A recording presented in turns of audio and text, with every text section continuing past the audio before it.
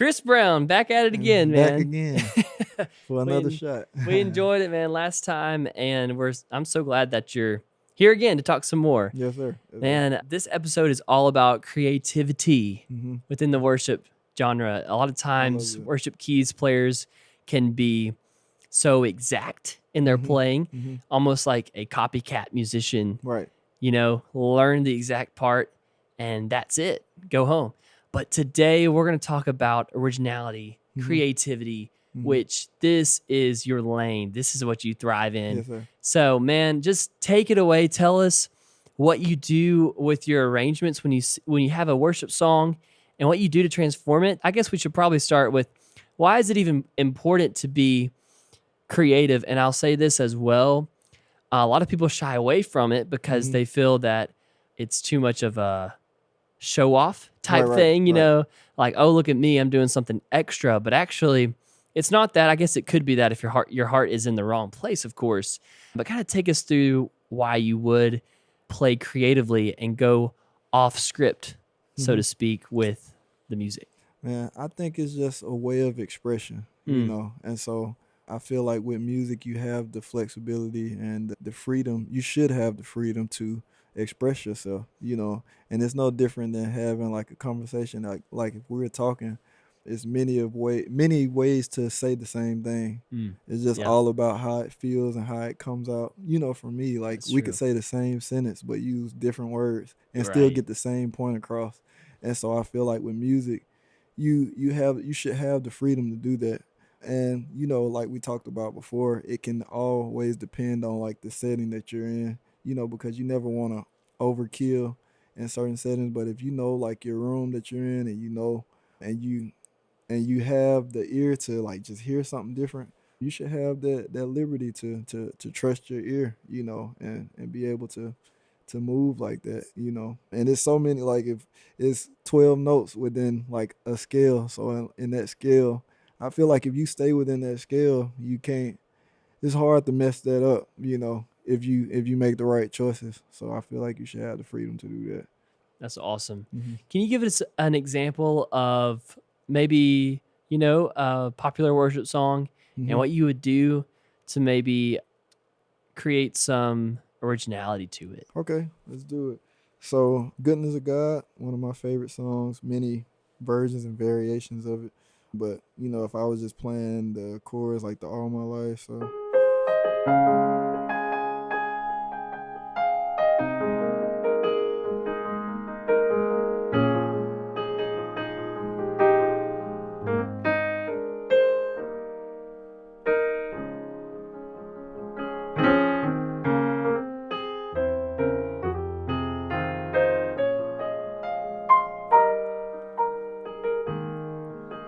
So I'm just going to kind of open up and play it in the way, that I hear it.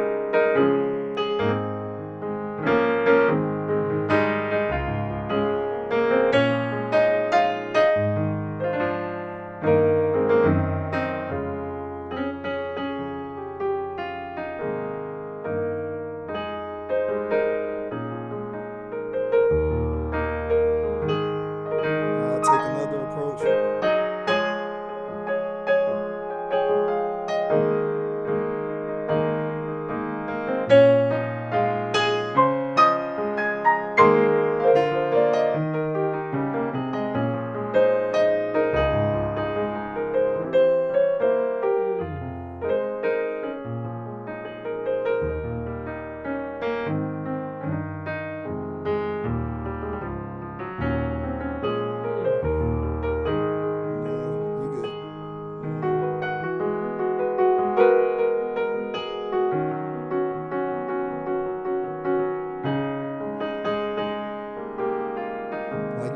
Take us through how did you just transition that? What did you just do? So what I did there is I went up a minor third.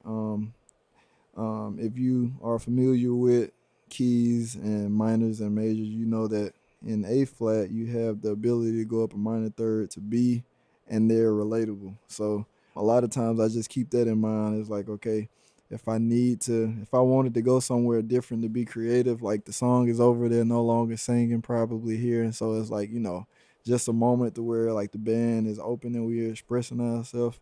I have the liberty to go up to like, that minor third. So we're here. This is like home.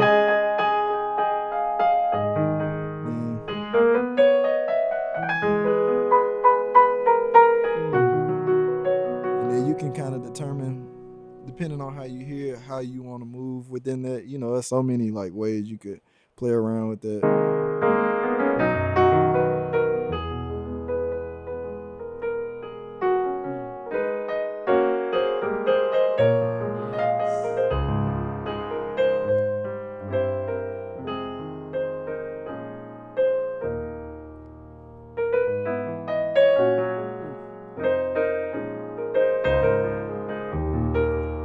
So many times you can just change the key and it gives you all that you need. Yeah, man, for that creativity. And so what I did when I was playing it, I just used a lot of what most gospel musicians would say is like substitutions, so like instead of going to the 4, sometimes I went to like the 2 maybe, or other notes that I feel like sounded similar but would give a different feel, so if we're here, so instead of that 4, it's like, I can also hear where the 2 would make sense there too. Like instead of starting at the 4, I can also go, and they can still sing that melody over that different bass note there. So it's like you can go from the 2 to the 4, the 4 to the 2, or you may go 6. Yes. So what you're telling us is that you can really use a lot of the different bass chords and still play the same melody over a lot of the chords. So usually 3 or 4 options. Yes, sir. Right. Yes, sir. And I'll be honest with you, I'm probably not the most technical guy that be able to explain like every small detail, but if a person could use their ear, like your ear could be like the cheat code to creativity. It's like like if you can hear it and you can find that there's no limits, to what you can do, because there's people who would do like way more crazier stuff than that. But I kind of gauge how far I go on the type of song it is in the room, because if it's worship, you want it to feel like worship. You don't want to go too crazy, but you should be allowed to express yourself. Absolutely. And not always have to do what you learn within the song. If you hear something else, and trust your ear. That's what I have to remind myself all the time. It's like, trust your ear. And most of the time when I trust my ear, it goes over, it goes over well if my intentions about it, right. I love that, man. I really love that. Take us through the bridge of Goodness of God and show us what you might could do. It's your goodness is running after me. So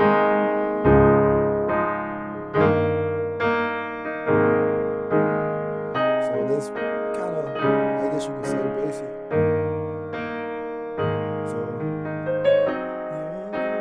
Oh no, what are you playing there? So it's the flat 7, so I'm playing like a 1 over the flat 7, and like a 4 chord over the 6, and then I'm going down to that flat 6. So, and like that melody still goes over those, over those bass, that different bass. So,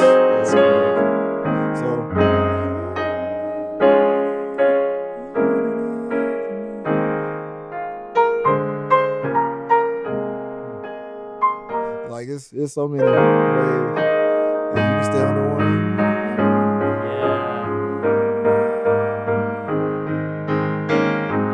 That could be so powerful too, right?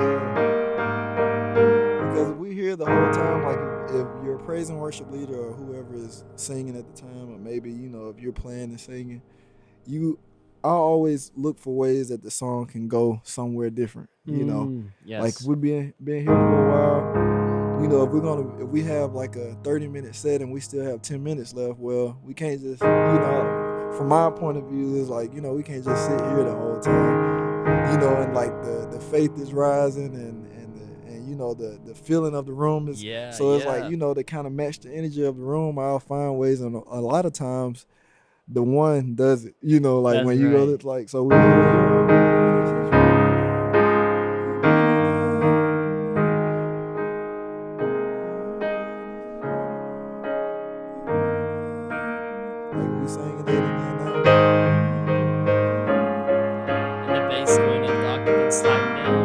Yes, sir.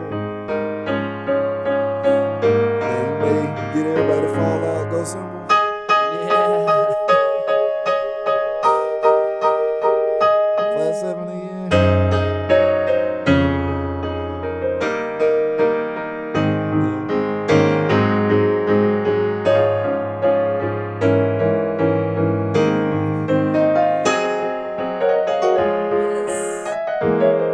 You know, it's a lot of ways Yeah. you can really, just open that thing up, man. Man, that is awesome. I love that, man. Thank you for demonstrating that Yes, sir. Yes, sir. with us. I think it's cool to hear, Mm-hmm. and I think a lot of people can play that back and kind of see what you were saying with the flat 7, walking Yeah. it down with the 6, and maybe Mhm. try that out as well. But yeah, I think that's a huge thing. One way that someone can immediately start to reharmonize or use these substitute chords in their song is during a bridge or some other section, just holding the 1 oftentimes Oh does the yes. trick. Oh yes. And still playing the same, maybe melody line or whatever. Yeah. And what I've noticed is a lot of the movements that I usually go to. So my wiring is, if we're here 3, your goodness is running after me. And that 3 chord, you have the 1 and the 5 in there. So it's like, for me, that's like another bass option, Oh yeah. because now I'm just inverting the same chord that I'm already playing. So it's like, it's the same. Yes. Like So many like, possibilities. yeah.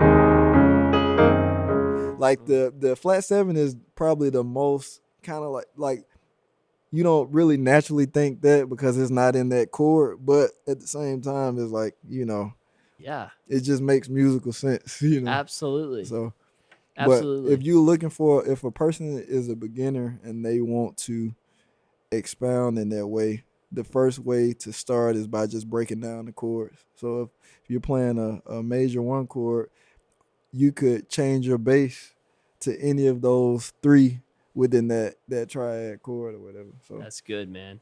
I like that.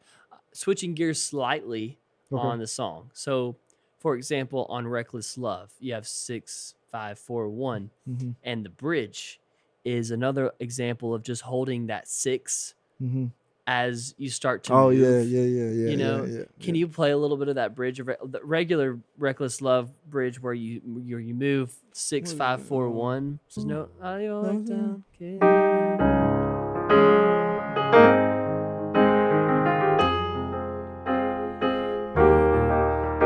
But then just hold the 6 and the bass the whole time as you move, right? Yeah. So much tension there.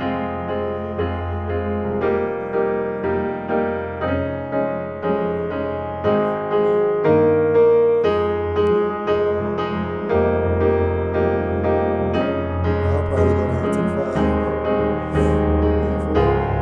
Yes.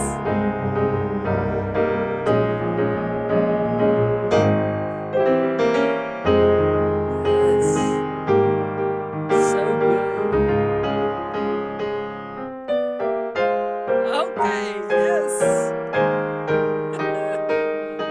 It's amazing because you're actually playing less notes, but you're making more impact. Yes. You know? Yes. So just what you said, I think before we started recording, but you said something about you think more rather than you think before you play or something like that. What'd you say? I use my mind more than I use my hands. That's good. Yeah, Yes. yeah, And you got to kind of think about what can I do to make this creative. And it doesn't have to be super. Now, what you were doing right there with the walking up chromatically, walking down chromatically, I think that's really cool. But just as simple as holding that 6, just small stuff like that, make a world of a difference. And it wasn't like rocket science at all. It was like, now you're just holding this 1 note down. Absolutely. And playing like the same chords over it, but it gave it a different feeling, a different effect. And it's like similar to that one, when we were in Goodness of God. So yeah. Absolutely. I love it, man. Well, thank you so much for sharing Yes, sir. your knowledge on this. We always love hearing you play. And again, if you're listening to this podcast for the very first time, maybe they don't know much about you, Chris, and he's here in Birmingham, Alabama. Yes, sir. He's a music director here at a church in Birmingham, and he's a producer as well. Tell us again how we can get in contact with you, Chris. So as of now, the main way to find me or get in contact with me would be Instagram, and that's at Christopher Jamon. Christopher On Jamon. Instagram. Yes, sir. Yes, sir. Awesome, man. Well, we look forward to hopefully having you on again in the future. Man, I know hope this is the so, second man. time, I but hope so, man. Maybe I'll do a better job next time. oh no, you did great. You did great. But we love you, man, and appreciate you so much. And y'all have a great day. And thanks so much for listening to this podcast. Yes.